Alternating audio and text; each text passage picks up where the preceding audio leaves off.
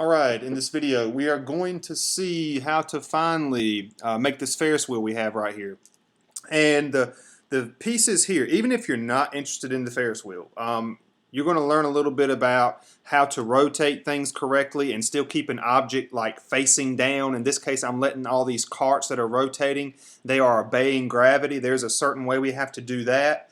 And keep everything. Notice the carts are attached to the pole. That's at least what it looks like. And even when they come down here, they're attached to the pole as well. So we have to use that and be careful how we do that in our animations. There's a lot of tricks going on here, but it's still all doable. And also, how do we put the carts? As I change the size of this Ferris wheel, hopefully you do see it. I'm changing the size of my carts. But hopefully, even though I change the size of my Ferris wheel, notice the carts stay put to the pole of the Ferris wheel. It's going to require some math there, a little bit of right triangle trigonometry. I'll give you the formulas, you can type them in. But again, even if you're not interested in this animation tutorial, you still can learn a lot about animation. So hang out, let's go ahead and get started.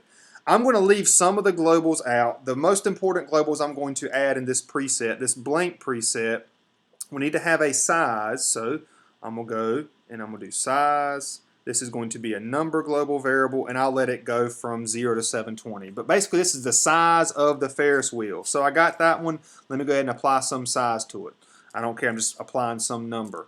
Now I want to make a cart size, because if we change the size of the Ferris wheel, we want the cart to look somewhat proportional. So we need a cart size that can change dynamically as well. And our cart size, I'll just say, hey, I don't want to make it any bigger than 200. I mean, you might want to make it a little bit bigger, a little bit smaller, whatever. But I'm going to put it right about there, just setting a value to it. Something else we want to do, we want to be able to change the speed of this Ferris wheel very quickly. So I'm going to go to speed. This is going to be a number global variable. And this is really based off of seconds. And you'll see how we apply this shortly. So speed, the maximum, I'll say, hey, 200. Basically, not 2,000, but 200. That's going to correspond to 20 seconds. You can make that longer or shorter if you want to. But roughly right there around 130, this means the Ferris wheel is going to do one full revolution in 13 seconds. If you've messed around with speed a little bit, you know we always go in increments of 10 for every second. Alright, those are the only globals I'm going to worry about for right now. If I need to add some more, I will come back and add some. I'm going to leave the colors out of here, the color globals. The one that I'm going to share with you, the one that you saw at the beginning of this video, it's going to have all those globals in it that you saw at the beginning of the video.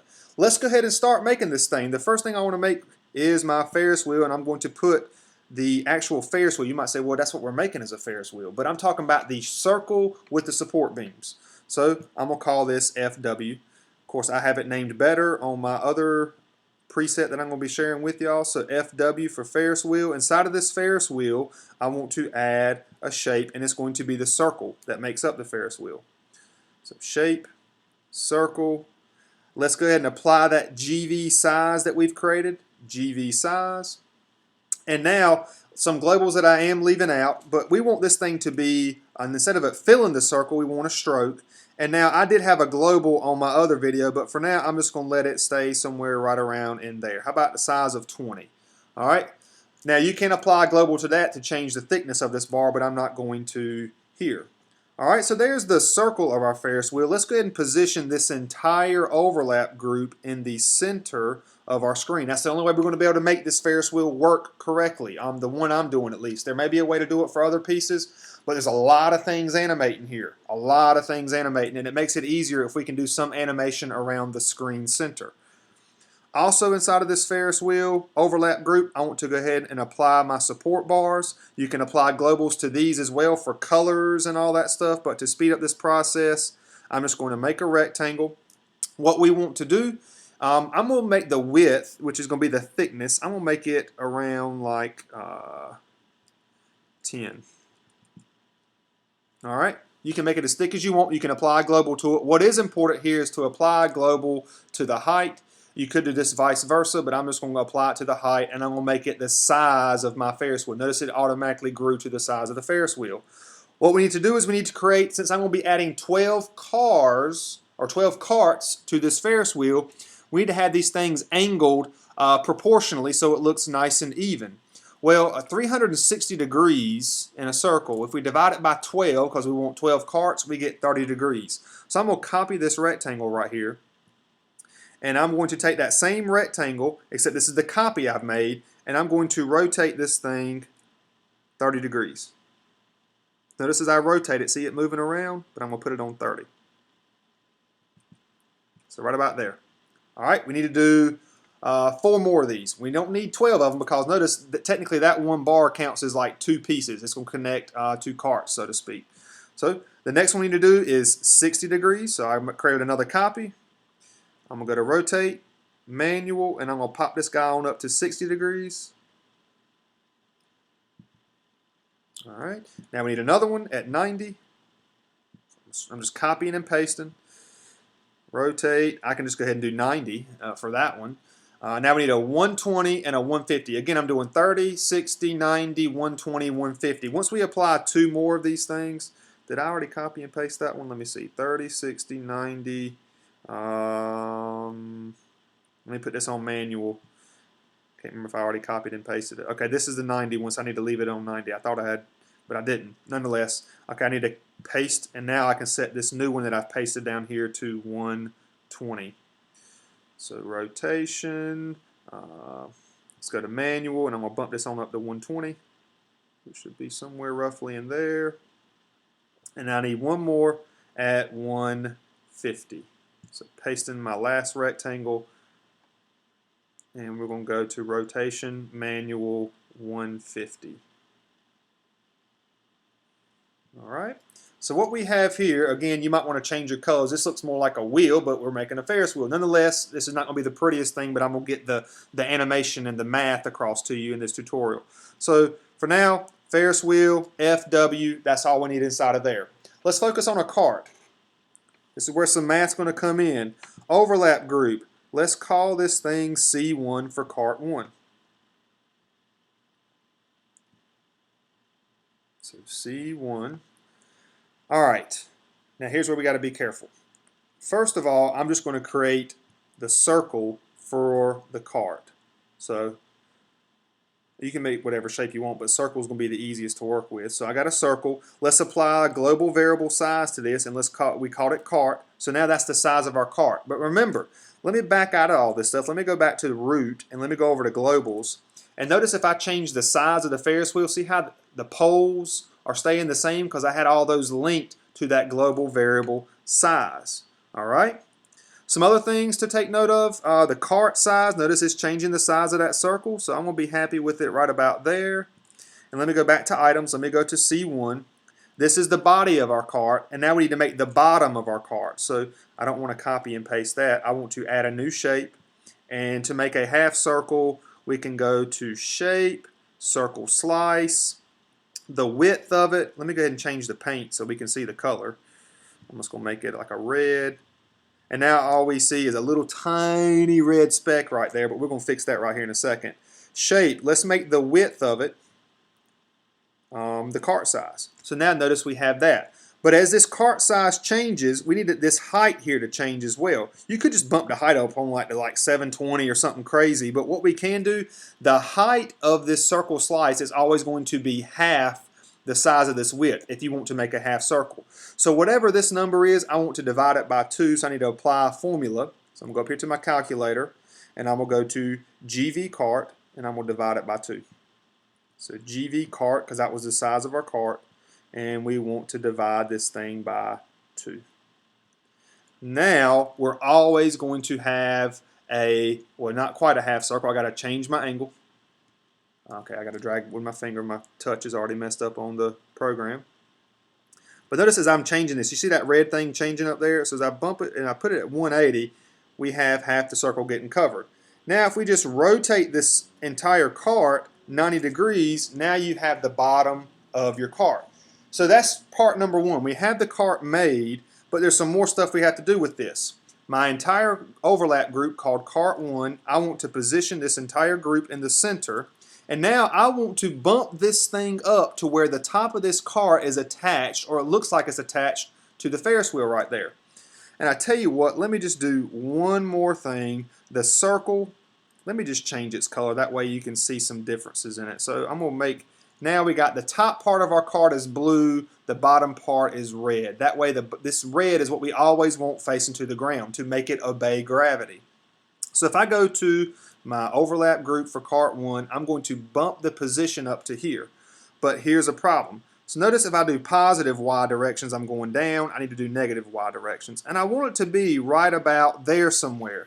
The only thing that sucks about this is that if we go change the size of our Ferris wheel, the cart don't move. So we have to link this size to the link the size of the Ferris wheel to that cart's position.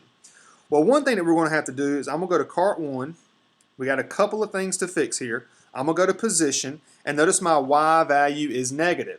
Well, it actually, where it needs to be for this to work out correctly, it needs to be at half the position of the Ferris wheel. So if I go to here, I go to my calculator, and I do half of the Ferris wheel size, which is half is 0.5 times GV, not the cart size, but the actual size of the Ferris wheel. We're halfway there. This is not exactly where we want it, but I'm going to show you the fix. But remember what I just said a moment ago? We want a negative Y values. So if I just pop a negative in front of this 0.5, that'll fix that part. But again, notice the top of the cart is not at the top of the Ferris wheel. This is your first dilemma. If those of you who are trying to make this is the first problem you probably ran into. How can you make it such that the top of the cart is going to be there, and then when this top of the cart gets down here, you're going to have the red stuff hanging to make it look like the cart is literally hanging from the Ferris wheel? Well, here's what we're going to have to do. We're going to have to go back into this cart 1 overlap group where we have the circle and the half circle, the blue and the red, and we need to apply another circle. Watch what we're going to do here. This circle that I'm going to apply is going to be twice as big as whatever the cart is. Twice as big as what the cart is. So I'm going to go to my formula. I'm going to do twice the size, so that's going to be 2 times the cart size, not the Ferris wheel size. Now let me show you why we're going to have to do this. So 308. Now let me just go for right now, and let me just change this to like a little bit more of a transparent color. What we have here, let me change it not quite that transparent, that way you can see it. But what we have is this circle here, the transparent one. I need to put this cart, to make this cart sit where it looks like it's attached to the pole, I need to take this part I have right here, these two pieces, the blue circle and the red, I need to position these at the bottom of the overlap group. Now what we could do though is we could put both of these pieces inside of its own overlap group, but I'm not going to do that. I'm just going to go and take that red circle. I'm going to position it at the bottom of the overlap group. Now the reason why this blue got moved down is because this bigger circle is going to size how big your module is. So since I've positioned the blue circle at the bottom of this entire module, it's going to go down here to the bottom of this big circle. I hope that makes sense. Let's do the same thing for this red one here. So I'm going to go to circle size, shape, paint, oh no, position, and let's position it at the bottom as well. So now it does look like we have a cart that is attached to the Ferris wheel. Let's go back to the home screen and look at this a little bit more. See how it looks like it's where it should be. This entire cart's not up here in the center. Now let's go ahead and what do I want to do first? Do I want to show you how to put, well, let me show you this. Go to globals and notice what happens. As we change the size, look at what's happening to that cart now. The cart's moving with it, which is good, and notice that cart always looks like it's going to be attached to the Ferris wheel. And it's because the way we have set up our positions, our anchors, you know, position things at the bottom, and we changed the positions in relationship to the size of the Ferris wheel. All this stuff is working together. Notice if I change the cart size, ooh, look at that. See how that cart is always staying or looking like it's attached to the Ferris wheel, the top of the cart. I hope that makes sense. Of course, we haven't talked about speed yet. Now, let's talk about adding our next cart before we apply some animations. Because this next cart's a little bit tricky because we have to like slide it over to the right some and slide it up some, and we have to make it stick right there. And then when we change the size, we want that cart to stay put or look like it's attached to the Ferris wheel. So here's where the right triangle trigonometry is going to come into play. Now, I want to put a cart right here. So what I'm going to do first of all, well, let me cancel that. Let me go back and let me just copy cart 1, and I'm going to call this cart 2. I'm going to come back in here in a second and I'm going to change some of these clear colors, but let me go to C2. Alright, this is cart 2, and if we go and position this thing, I'm going to take this global off so that I can start positioning where I want this thing. So I want it right about there, roughly. But the only thing that sucks about this is as this thing rotates, or rotation's another deal too, but as we change the size, how do we keep that cart to stay put and look like it's attached to the Ferris wheel? We have to do some linking here. We have to link in our global variable size to this thing. How do we do that? We got to do some right triangle trig. So notice this angle that's formed right here. Let me save this and let me go back to the home screen so you can see it a little bit bigger. This angle right here is 60 degrees, or excuse me, 30 degrees. And notice we have a right angle formed right here. Well, if this is 30 degrees, then what we have left over right here is going to be 60 degrees. All right. So what I'm going to do down here is I'm going to draw a right triangle. Now we got to remember our y values are negative when we want to go up. Our x values are going to be positive as we slide over. And this d here always needs to be 1/2 GV size. But I tell you what, since I already know that, I'm going to say that needs to be right there. So 1/2 times GV size. You might say, well, why am I saying 1/2 GV size there? Well, that's how we did it a while ago, y'all, where, add that back. The way we positioned that first cart right here, when we did some little positioning of the Y, we went up half the size of the Ferris wheel. Well, I want this same distance from here to here. I still want it to be that same distance, so it's going to be 1/2 GV size. This is like the radius of our circle, so to speak. Now, notice how I have, let me go and pull that picture back up one more time. Remember how I said this was 30 degrees? Well, this right here needs to be 60. Notice how I have X and Y. I need to put a 60 right there. There are other ways to do this, but I'm going to roll with it like that. I know this is always going to be, I'm going to call it D for right now, but it's really 1/2 GV size. And what I need to figure out is I need to figure out what does X need to be? Well, if I need to relate X, and I know I got a 60-degree angle, and I know that this is going to have a number, but the cosine of 60 degrees is going to be equal to the adjacent side. Look at your right triangle trig. Some old hippie called another hippie tripping on acid. Google it. You'll learn about right triangle trig. But cosine of 60 is going to be equal to the adjacent side over the hypotenuse, which is going to be D. But I'm curious, what does this number need to be? I need to get X by itself in this equation, so all we need to do here is multiply by D. So D times the cosine of 60 will give me X.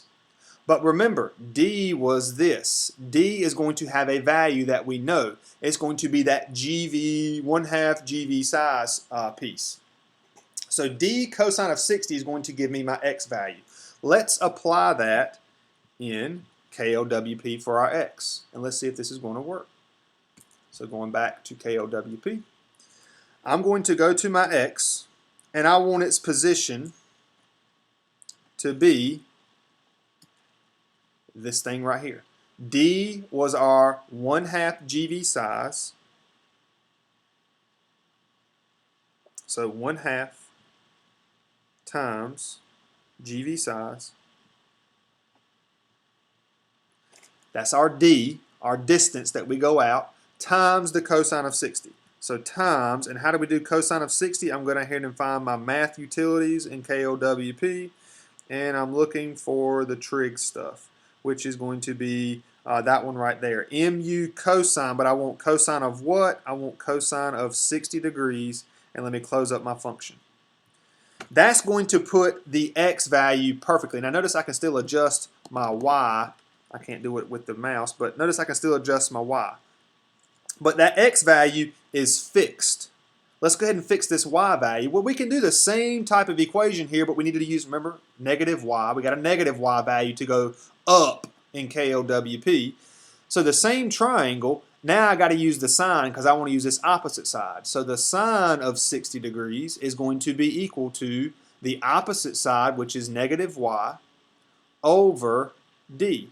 And to solve for y, we need to move the d over. So we got d times the sine of 60 degrees is going to be equal to negative y. And really we can just divide both sides by -1 to get y by itself. So therefore we have negative d is equal to the y value that we need. Now remember what d is. D is 1/2 GV size. So I'm going to go back to KLWP. And let's apply this formula here. Negative 1/2 GV size, which is that guy right there, times the sine of 60 is equal to y, or the y value that we need to find. And we're trying to find our y offset. Remember, to go up from here, we need negative values. That's why I'm applying that negative there. So go to my calculator, and I need negative 1/2 GV size times the sine of 60. So I'm going to go back to my math utilities. And I need to find the sine function, which is going to be mu sine, and I'm going to use 60 degrees. Check it out. Do you see how this thing is positioned right where it should be? And not only that, if we go back into globals, by us applying that right triangle trigonometry, as I change the cart size, notice the cart's still staying pinned. Both of these carts are staying pinned, or what looks to be pinned to the Ferris wheel. And then as I change the size, notice these carts are still staying what looks like to be pinned to the Ferris wheel. Pretty cool, because we did some right triangle trigonometry. That's how powerful this app is. You can do mathematics, a lot of math, to keep everything proportional. Of course, I might want to bump up my cart size a little bit since I made my Ferris wheel so big, but nonetheless, boom. Now what we're going to have to do here is we're going to have to apply this same principle to all of these pieces for this. Now, to save time, I'm not going to do that, but what this involves is you, remember how I said we had 60 degrees from this line up to this one? Well, this one's going to be 30 from here to here because I got to apply one more cart there. I'll tell you what, I'll do that one just for the heck of it. Let me copy and paste. And watch what's going to happen to this C3. Let me change this to C3.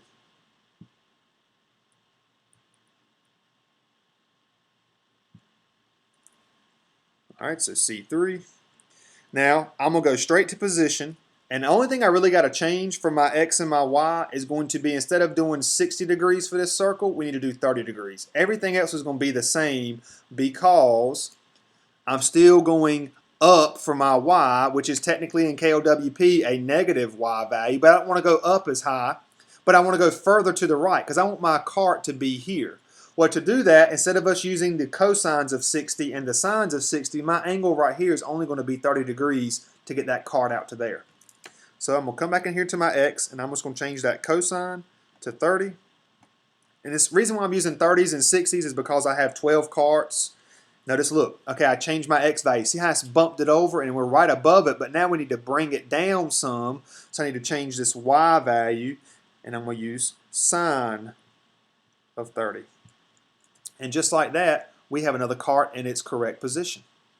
All right. Now what you're going to have to be careful with here, when you come back and use the 30s and the 60s for the rest of these, you have to keep in mind what type of sign do you want for x. X is positive over here, but now the y is going to become positive. It's a little bit confusing with KLWP because technically we think y to go up is positive, but we got to use positive y values here. You can literally just copy and paste some of these codes, but then when you come over here in this section, x is going to be negative, y is going to be positive, in KLWP at least, and then when we come over here to this section, x is going to be negative, or excuse, yeah, x is going to be negative, and y is going to be negative. So again, think about it like this for KLWP. If we break it up into quadrants, the x value is going to be positive, the y value is going to be negative. Now this is going against all trigonometry, but this is just the way KLWP works.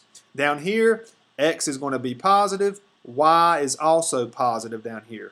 Over here, x is going to be negative, y is going to be positive. Notice my y value is not going to change over there. And then over here, x is going to be negative, and y is going to be a negative sign as well. So we have to make sure we use our correct sign when we're dealing with these sines and cosines. But again, if I went through every single one of these, that's going to add another 15 minutes to an already long video. But y'all know me, my videos are kind of lengthy anyway. We got to talk about some more stuff. We got to talk about how to obey gravity. How in the world can I get this cart to rotate and obey gravity at the same time? Well, what I'm going to do is I'm going to go back to this Ferris wheel. I'm going to go ahead and apply an animation to this Ferris wheel. And I'm going to make the animation loop. And I'm going to have it rotate. And I'm going to do ease straight. That way it's never having that hesitation in our loop. That way it's just one constant continuous loop. And the duration, I'm going to set that to my global variable GV speed. GV speed. All right.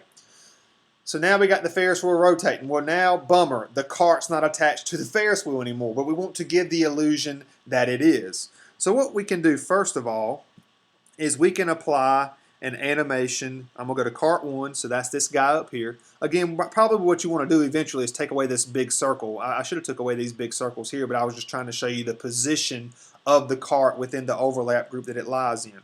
So animation, what we're going to do first is we're going to rotate. I'm going to do loop. I'm going to do rotate. And notice that thing right there. Right now it's rotating and I need to do ease straight. That way it's just a constant thing like that. But I'm going to rotate this one. You got options down here for anchor. Let me make this big again. I don't know why I didn't make that any bigger. For now, I'm going to rotate this thing around the screen center. Now you can see that this thing is starting to rotate, but let me change the speed. So let me go to duration, GV speed.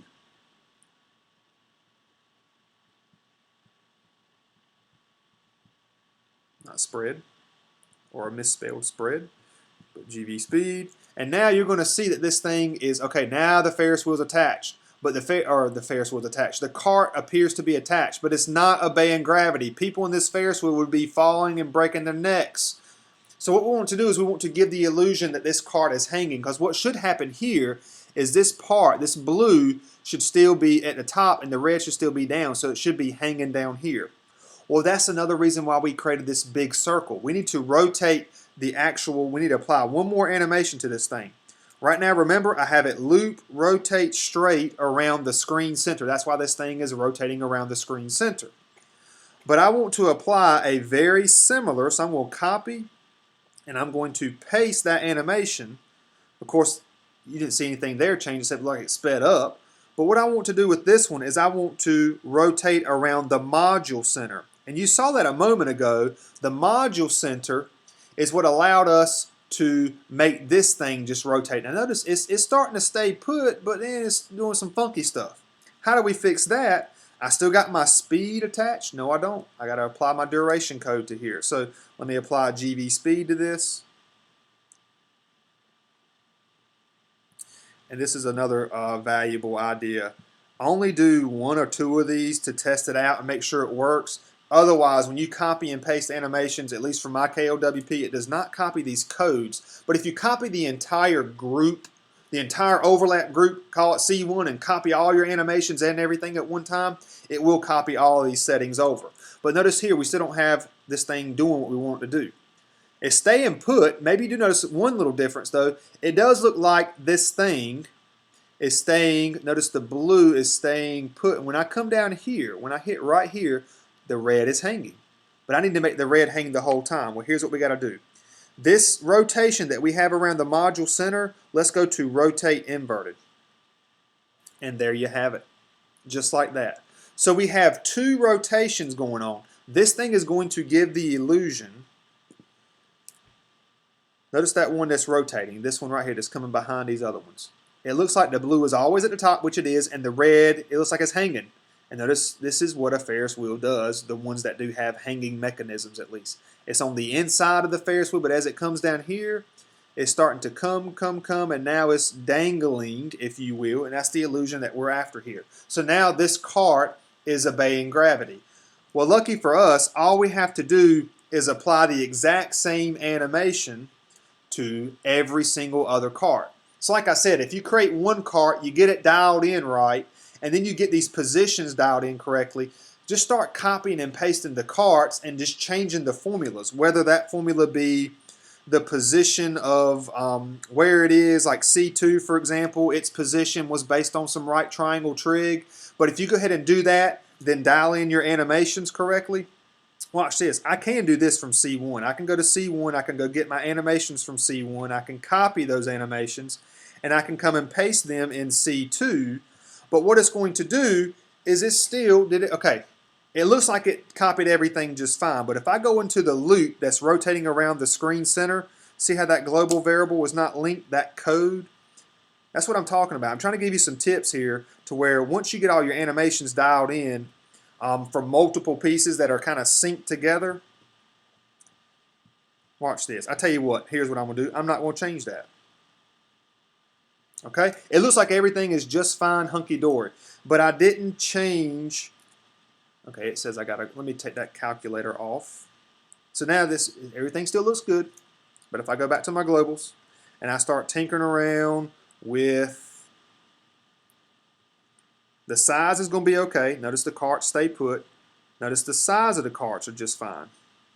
But what's going to change now is going to be this. When I adjust the speed, notice this one is jacked up. The one that I fixed, the one that I applied the GV speed to, notice it looks like it's dangling the whole time.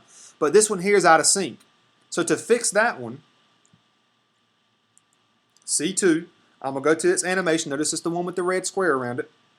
As long as I come back in here and apply the duration of GV speed to all of these things, there's two places where we have to do it. GV speed here.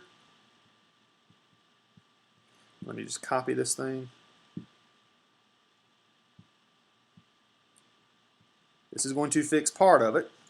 All right, I got the cart hooked back up to the beam, but now the cart's not obeying gravity like it should.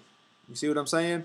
The cart's not dangling. It's just, it looks kind of like it's kind of dangling. It's kind of rotating a little bit, but the way we fix that is we fix the rotate that's rotating around the module center. We'll go to its duration as well, and we will put the same GV speed into all of this. So let's take that and paste that GV speed, and now we have our two carts that are looking like they're dangling. Now some other pieces that I haven't addressed here. How do you get the lights to work? I'll go ahead and talk about that briefly with you to get the lights to come in and out. But again, it's going to take you a little bit of time to get all these carts set up right and apply your rotation speed and use your right triangle trig from high school. You know, you never said you were going to use it. Well, you're using it in KLWP, right? So let's talk about lights. I'll just do one set of lights for you real quick. So let's do overlap group. Or do I have to do an overlap group? No, I can just add a shape. All right, shape. I'm going to do a circle. I'm going to make the circle the size of my Ferris wheel. So, whoops, I could just apply global here. Take the calculator off. Let's apply GV size. And you can come in here and I'm going to do stroke. And I'm just going to make it something like that. Okay. Paint. Let's adjust its paint to green since I don't have any greens in here yet. And what we want to do here is we want, well, we got to have it positioned in the center. And I want this thing animating. So I'm going to go ahead and go to animate. And I'm going to do it on loop with return.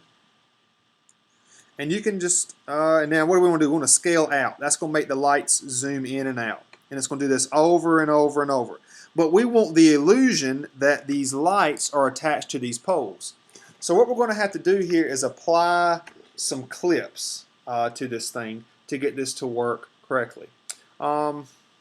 Actually, no, I don't want to do it like this. My bad. I don't want to do it like this. What I want to do is the following. I want to add some progress. That's what I want to do. Progress. I'm going to do custom, level 100. I'm going to do 12 sections, and I'm going to split it, and I'm going to go to my style. I want it circular. And now you can apply some globals to this thing if you like. I'm going to let those lights stay like that. Oh, if we went to repeat shapes, that would be cool. Repeat shapes, that way we can get circular lights. Style, let's change the size to GV size. Is it going to let me apply a global instead of doing this calculator thing?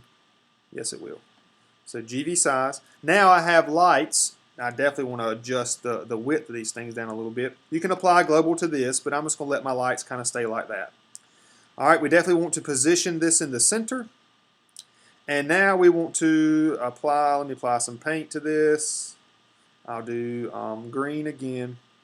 But there's a reason why I went with this instead of doing the other way I was showing you. Let's go ahead and animate. Let's rotate it. So loop, rotate. We want to do straight rotation, and we're rotating around the module center or screen center. It doesn't really matter. And duration needs to be GV speed. That's the first thing we need. So now notice when we do this, see how the green lights look like they're attached to the Ferris wheel? But now we wanted to zoom, scale out, and then come back. So what we have to do is apply another animation. And you can apply globals to this, but I'm going to do a loop with return. I'm going to do my action is scale out. And now we have animation. And as this thing animates, notice it is staying on the poles because we have the lights rotating along with the Ferris wheel speed. Everything's syncing up. I hope that makes sense. One thing you may not like about this is that the lights kind of come off the Ferris wheel, and that's the last thing I'm going to show you in this tutorial, is that we can come in here and we can apply clip to these lights. So let me apply a shape, and I'm going to call this clip.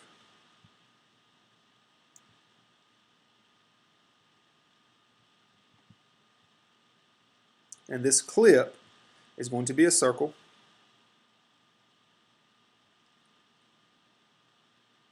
I'm going to make it size. Oh, here's what I'm going to do. I'm going to do a function. All right, we're going to have to do a little bit of trickery here. There's one more global that I need to show you this part of the tutorial. So I'm going to go to function, and I'm just going to call this. Now, I haven't created this global yet, so this is going to throw you off a little bit. But I'm going to take GV clip.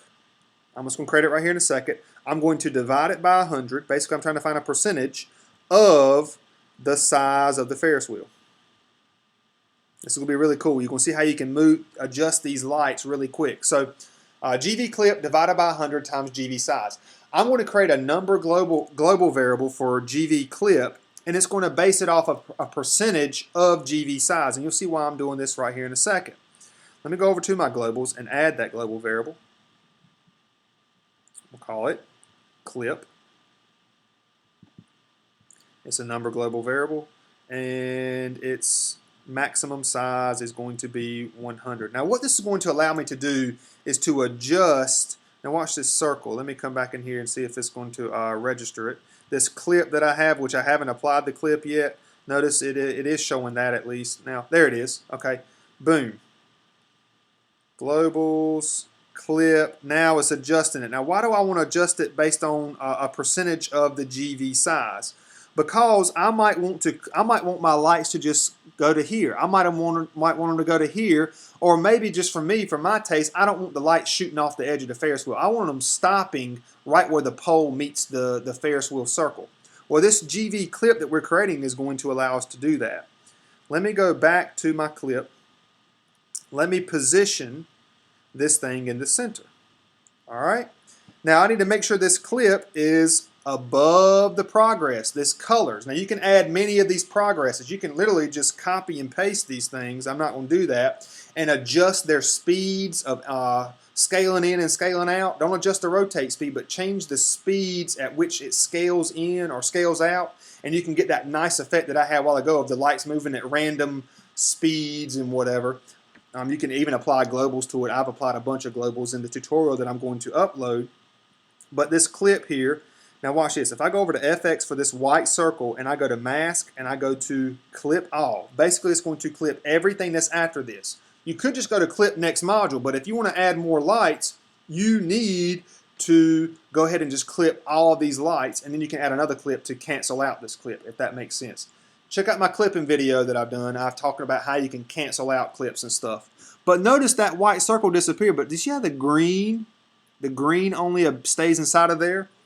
Whereas if I come back to my globals and I adjust my clip up to 90 or up to 100, notice what it does. You notice the circles aren't bulging out of that circle. And if I adjust this down a little bit, Let me save this. Let me go back to the home screen. Notice these circles are kind of leaving and they're coming back. The clip, because it's keeping it inside of that clip, the clip is keeping all those circles inside of there, and whatever's outside of that clip circle, it's not showing it. This is where you can kind of come in and fine tune. If I come in here to clip and I just bump it down to about 98. Let me go down to 97. Let me see. 97 looks good. Check out why I like 97. It looks like those circles stop right when it hits the edge of this little circle here. Those green circles stop right when they hit there. Not stop, but they don't overlap the edge of the circle. You got it? So again, things that we would have to go back and do here, but again, I had the whole thing fully made. It's going to be uploaded to KLWP Toots, but it's a cool animation. It teaches you a lot about animating in KLWP, how to keep things synced together, how to make things obey gravity, and yeah, I hope you found this useful.